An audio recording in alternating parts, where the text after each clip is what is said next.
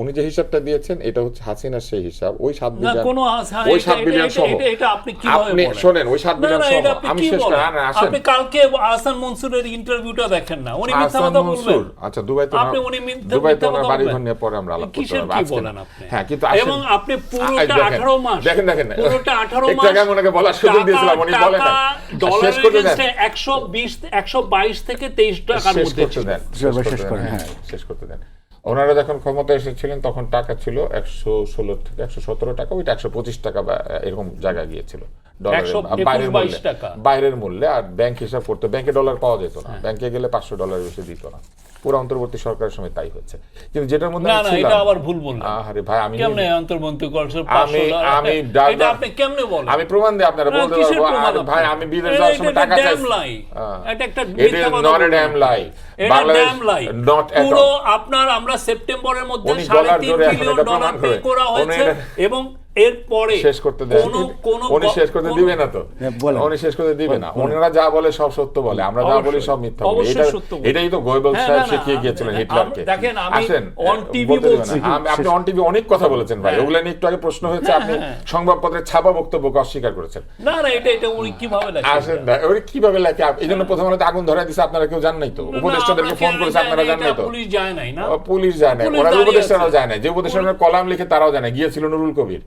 তো যাই হোক, এবার আসেন শেষ করতে দেন। এই যে 35 বিলিয়ন কেন হয়েছে জানেন? অন্তর্বর্তী সরকারের সময় বাংলাদেশে মূলধনী আমদানি প্রায় শূন্যে নেমে গিয়েছিল, কোনো ইন্ডাস্ট্রিতে বিনিয়োগ হয় না। কোনো দেশে মূলধনী আমদানি শূন্যতে নেমে গেলে, বিনিয়োগ বন্ধ হয়ে গেলে, ঋণদান বন্ধ হয়ে গেলে, ব্যবসায়ীরা ডলারে এলসি না খুললে এটা বাড়ে। রিজার্ভ বাড়া অর্থনীতির সুস্থতার সূচক না, এটা অর্থনীতি পড়তে হয় না ভাই আমাদেরকে।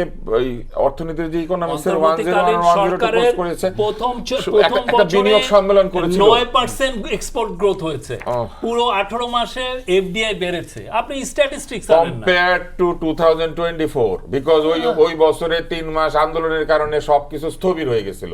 ওনাদের সময় বাংলাদেশে একাধিক শিল্প কারখানা আগুন দেওয়া হয়েছে, শিল্পপতিদেরকে জেলখানায় ভরা হয়েছে, সেটা নয় বাদ দিলাম, ওনারা দোষর ছিল।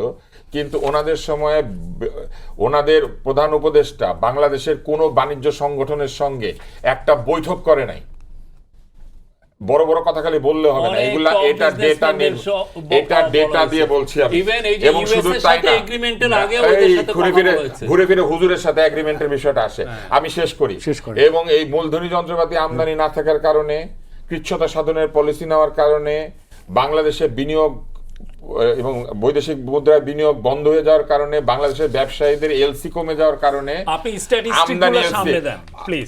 স্ট্যাটিস্টিকগুলো এগুলো সুইপিং রিমার্ক করতেছেন, এইগুলো স্ট্যাটিস্টিক আপনি প্রমাণ করেন। না না, এটা আমাদের শেষ করেন। এইগুলা প্রমাণ বাংলাদেশ ব্যাংকে আছে, আপনি গিয়ে খোঁজ নিলেই পাবেন। বাংলাদেশ ব্যাংকে যান যে এবার শেষ করি।